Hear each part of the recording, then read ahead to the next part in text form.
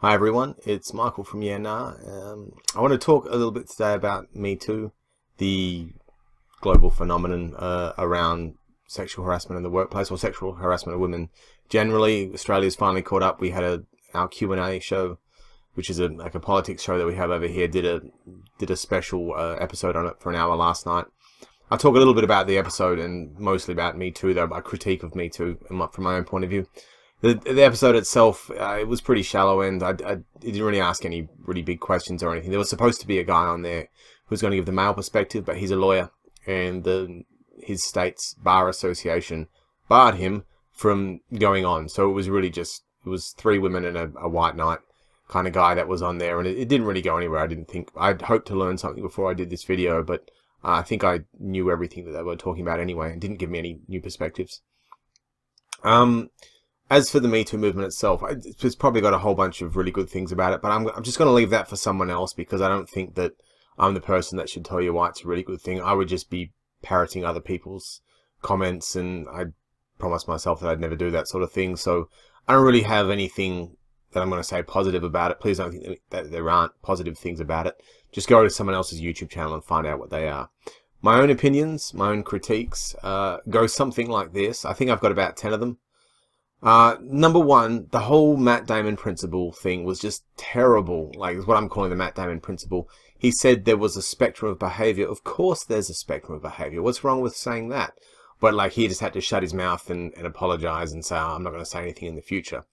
I kind of think that's right. Like, I don't really think men should talk about this. I'm happy to do it because I'm self-employed and I've got a wife and kids already. But for guys who are trying to find a wife still, or who are employed and might get fired, I totally understand why they don't speak. I wouldn't speak either if I was in their position. If you can't even say there's a spectrum of behavior without getting torn up, why would you?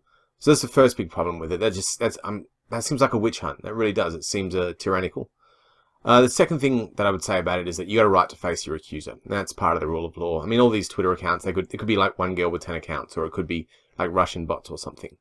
Number three, I think I would say that definitely I really want to hear both sides of the story. I don't want to hear men's side of the story in their own. I know men's side of the story, but I think the world wants to hear men's side of the story in their own words, or the world needs to. Otherwise, what's the point of making a judgment?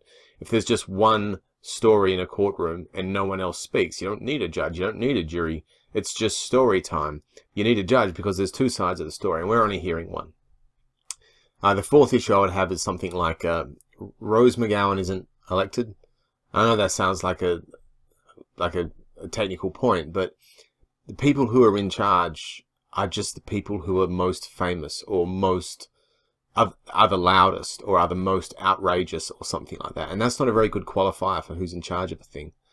I'll give you an example. There's a lady that I used to follow on Twitter, and she had a conversation, just shouting into the void, which is what Twitter is, about that if she ever chose to have sex with a guy and she wanted it to be pleasurable, and he couldn't pleasure her, or he failed to perform, then she would consider that rape, because she consented to pleasurable sex, didn't get pleasurable sex, therefore it wasn't what she asked for.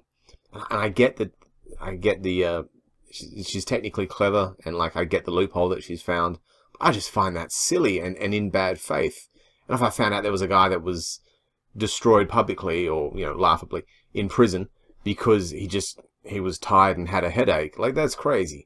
But yeah, she's got like 100,000 followers on Twitter or something. She's got the blue tick. She's verified. She's all famous. She's a big voice on there, and she's a big voice because she has big opinions, and people want to follow. You don't make friends with salad, and you don't make friends with polite conversation about the weather on Twitter either. Like, you have to say something bombastic and out there, and that's who's in charge of this, and that bothers me quite a bit.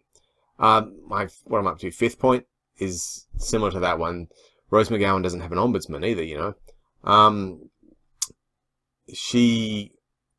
if you go to the police and make a claim and they don't take it seriously, there's some appeals process. In Australia, I think we would call that an ombudsman. In America, you might say internal affairs or something like that.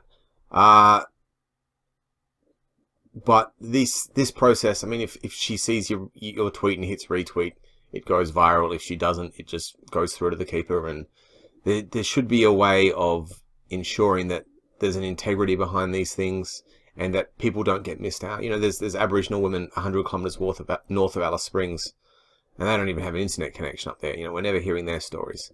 I kind of think that the point of justice is that it's going to be rigorous, and we're going to, it doesn't matter whether the Queen or a homeless person gets mugged.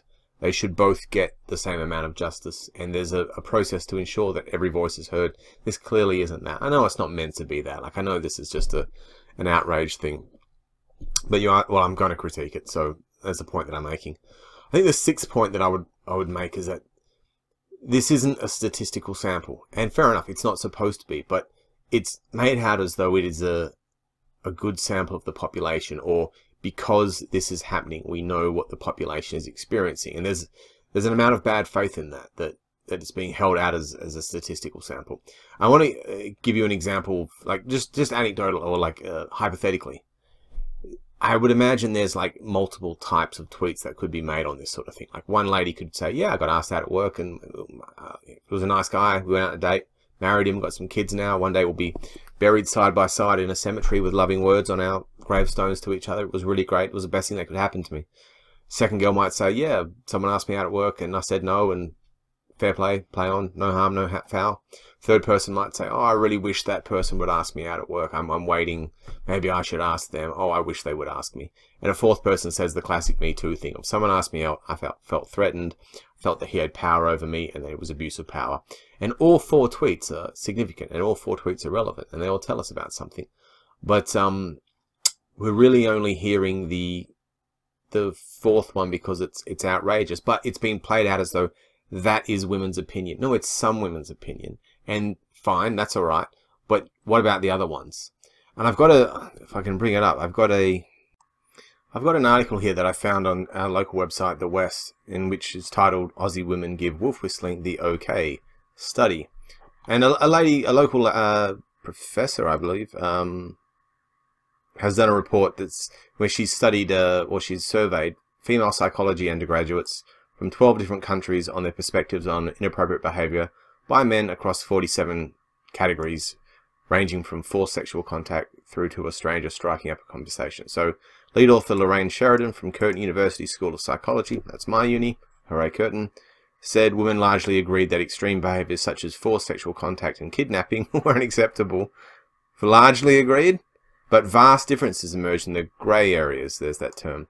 So only 25% of Australian women thought wolf whistling was inappropriate, compared to 98% of Egyptian women. And just 26% of Australian women believe that a man asking for sex at a social event was inappropriate. Now that seems pretty relevant to this conversation, if I may say so. I went and had a look at, on Google, like searched for the report, this news on this report via news item, and I can only find 3. And maybe I didn't use Google correctly, but using the same parameters I looked for the Me Too movement. And this is just the beginning of the pages. That's what I could just fit on the page. I mean, so Me Too is being discussed about, but a report looking into what it would appear to be this rigorous critique of what women's opinions really are, don't seem to be getting much of a look in at all. And I'm not really sure that's very fair, to be honest. Like it definitely seems to be this cherry picking of opinions for the ones that make the news. So I don't accept Me Too at all in any sort of like measurement of what women's opinions are. And I certainly think it's being portrayed that it is a measurement of what the women who have a certain sort of opinion are saying. And I think that's coming across dishonestly. So right now I've talked about that Matt Damon principle. I've said that you got to face your accuser. You get the right to speak in your own defense. That the leaders of this thing haven't been elected on good authority, there's no oversight, and that this is being portrayed as though it's a statistical sample of women in society, but it's not. It's the amplified voice of a certain subsection of women, and it would appear that reports showing what the statistical sampling of the population, or at least like uni student women, undergrads in psychology, women think about men's behaviour is being ignored. All those things taken together, I'm going to make a 7th point about that, and that is to say, if we're dismissing that, or if we don't really care about those sorts of things anymore, or we don't take them seriously, then we're in a spot of bother here in the West. And this is going to be one of those things where our great-great-grandchildren look back and think, where did the West lose it all? Why did we have the rule of law and then we lost it? Why did we have free speech or democratic process? And they go looking for some large thing. They might talk about Gamergate. They might talk about, I don't know, the election of, I don't know, I want to say Trump, but maybe not. And they might, I reckon, Me Too will be one of the things where they say, oh yeah, we abandoned due process there, totally guilty, and they're going to point the finger, and they're going to point the finger at feminism over this. So all the points that I have to make after that, I think those points stand on their own, and I'd happily discuss that. All the next three, okay, this is psychobabble. I could be wrong on this. I'm not saying I'm having a bit of fun, but I'm taking a few liberties here with my knowledge of psychology, but also just this is fairly predictive and it's less reliable. I really think that this is the damsel archetype, this whole thing. And the damsel archetype's a pain in the bum. It's pretty hard. It's got its problems. It's got its problems for women, and it's got its problems for men. The problem of the damsel archetype for women is that you can only take advantage of the benefits of being a damsel if you're something like attractive, innocent, and prepared to accept the help of others. The damsel needs to draw attention to itself so that the white knights flock towards it. You got to be attractive. You got to be like a young. I'm not saying like a Miss America sort of like, or cheerleader sort of, but you've got to be able to say something like like Natalie Portman up on wearing her black dress saying male directors are terrible or whatever it was she said, and you've got to be attention grabbing, and not all women are attention grabbing, and you shouldn't have to be attention grabbing to get justice. Secondly, you have to be innocent. Like, you can't come up there and say, like a right-wing woman isn't ever going to get, like Ann Coulter isn't ever going to get any assistance here. We've got a couple of women in Australia, Rita Panahi and Miranda Devine, that always seem to get looked over when they get bullied by men or abused by men because, right-wing isn't innocent. So you have to be what the mob or the witch hunt considers innocent to get its opinion. And we shouldn't be doing that. We should be, again, justice for everyone. But then this brings into the fray white knights. Like, the reason you have damsels is so there's these guys out there that want to do good, and you look into euthanasia, that's hard. You look into abortion, that's hard. You look into the Israel-Palestine situation, that's hard. And then you see a pretty face that says, I'm innocent and I've been hurt, and you think, oh, you ripper, this is a no-brainer, this is money for old rope. Let's just charge in, metaphorical sword drawn and shield up, and whoever it is that's hurt this person, we must slay them. But these people aren't thinking. These white knights, they're reacting, and that's dangerous. And they never do it for free, man. They expect something out of this, and that's a bad thing. The other problem with the damsel archetype is that you have to have a villain. Like, damsel's not a damsel because, like, she didn't check her superannuation balance enough times, or she forgot to lodge a tax return on time. She's a damsel because someone hurt her. There has to be a villain for this whole thing to work out, and so you've got to and maybe there is a real villain. If there's a real villain, then they should receive justice, but sorry, as in they should receive punishment for wrongs done. But so often we just create a villain because that's what's got to happen, and we're probably framing some innocent people in doing this. Why use the damsel archetype when we can just use the human being archetype and defend them because there was an injustice visited against them? So I think this is the damsel archetype which awakens the white knights, which aren't actually as good as they sound. And certainly I think we're demonizing some people here so that we can have our villain. But I also think that this is the mother archetype in play as well, which mothers are really cool, man. Like, mothers are great. But, I mean, there's in archetypes, but mothers too. Like, Furiosa from Mad Max was a really good mother archetype. She was saving the innocent girls, right? Those 4 girls in the back. She was giving her life and going through hell on earth and taking on an army so that she could save innocents. And that's what a mother does. But then there's bad mothers. And bad mothers are someone like Aunt Petunia in Harry Potter. She neglected Harry, but she smothered Dudley too. She should have said to Dudley long ago, stop eating, you fat bastard. Stop beating up Harry. Stop hanging around with Piers Polkiss. He's a bad influence. Be a better kid. Stop hitting everyone with a smelting stick. Show your father more respect. No, you can't have more presents. All these things she should have said to him, and he would have had a happier life because of it. But when you keep telling everyone it's never your fault, it's always everyone else's fault, you rob them of the chance to learn. I mean, things like regret and shame and guilt, I mean, they're really good teachers, those things, and we all feel them. It's really important that when we experience something that went wrong, when it really is someone else's fault, that we provide justice to them. But when it isn't always when it isn't someone else's fault, it's okay to say, well, maybe I should check some of the things I've done. I'm not saying everyone that's spoken in Me Too falls into this category, but surely one or two must.